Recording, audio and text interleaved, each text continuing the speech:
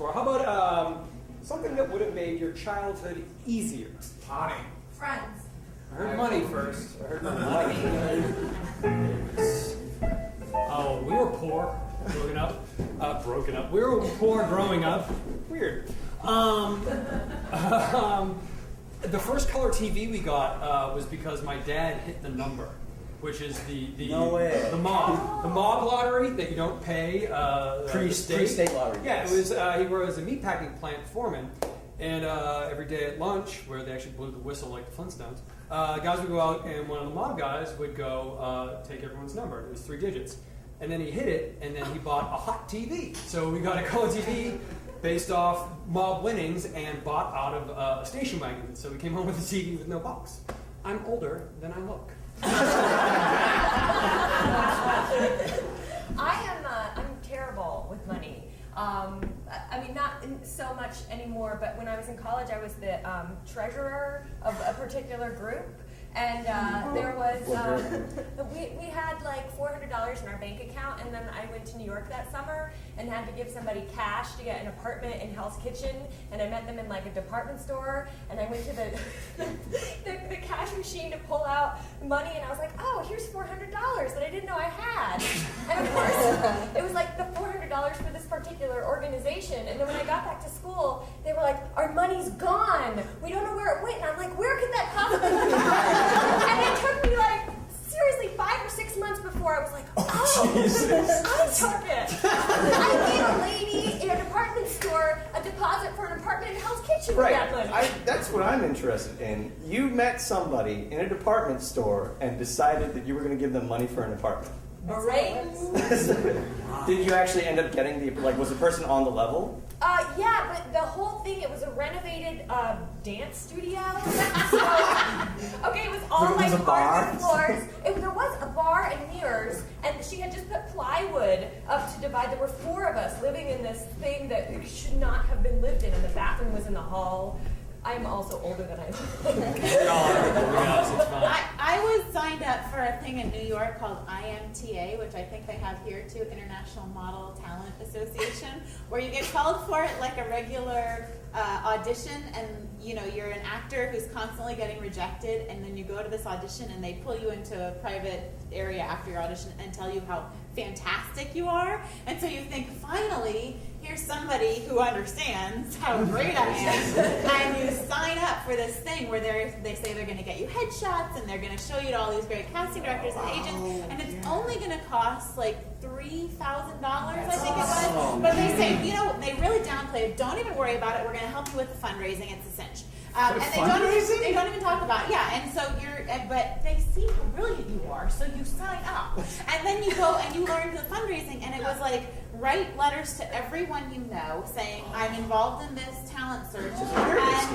And please, if you could help out with even $10 or the full amount of $3,000, whatever.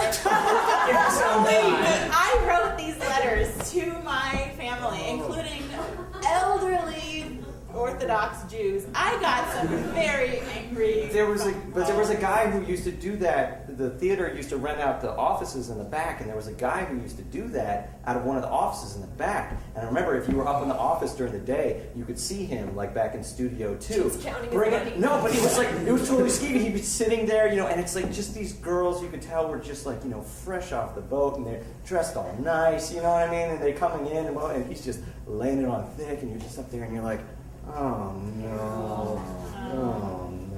What we do for money.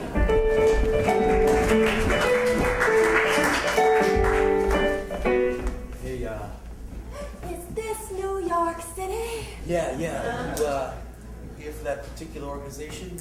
I'm here to be an actress. Oh, yeah? Mm-hmm. Well, that is a particular organization. I think I can help you. Oh, fantastic. I didn't think I'd meet somebody so soon. Yeah, I'm Joe. I'm Mary. I'm going with just one name. Really? Mary. You pull it off. I'll go by Joe, too. Just one name. So tell me, Joe, what do I need to do? I'll do anything I'll tell you. I could teach you some things. I could get you a headshot. But first, what you gotta do, and this is true, you gotta help clean my house. Okay? Because a lot of the young ladies come into this Thank God Joe found you in time to say to me, you've got to buy an elevator pass.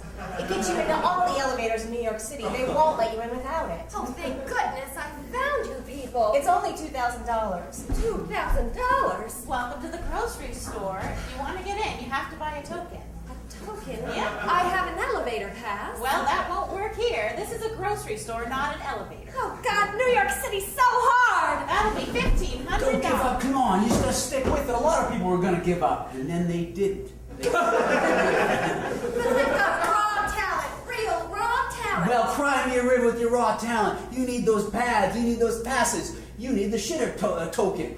You want to see me cry, Joe? You want to see me cry? I guess. Thank God Joe sent you to me. You've got to sign this talent waiver. Anyone with talent in New York City's got to sign the talent waiver, and then you've got to pay the waiver processing fee. I'm starting to feel like I'm getting bamboozled here. What? Bamboozled? Are you okay? Do you think that I sell waivers for my health? Okay, I'm licensed by the, you know.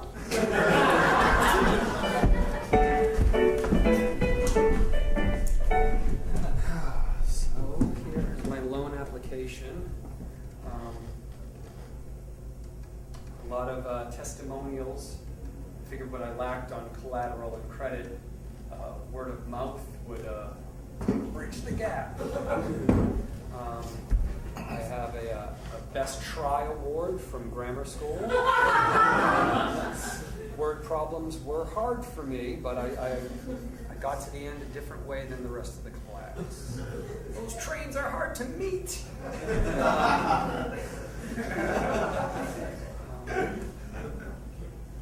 Mr.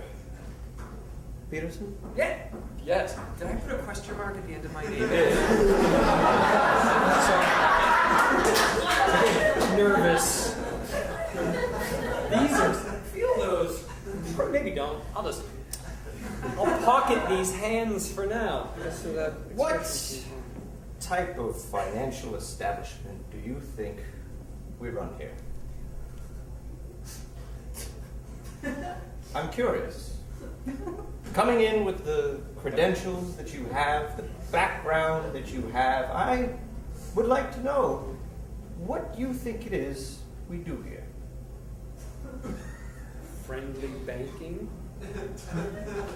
There's a picture of a guy and a cow. They seem friendly, and some girls on a swing set. Moderately priced swing set, probably.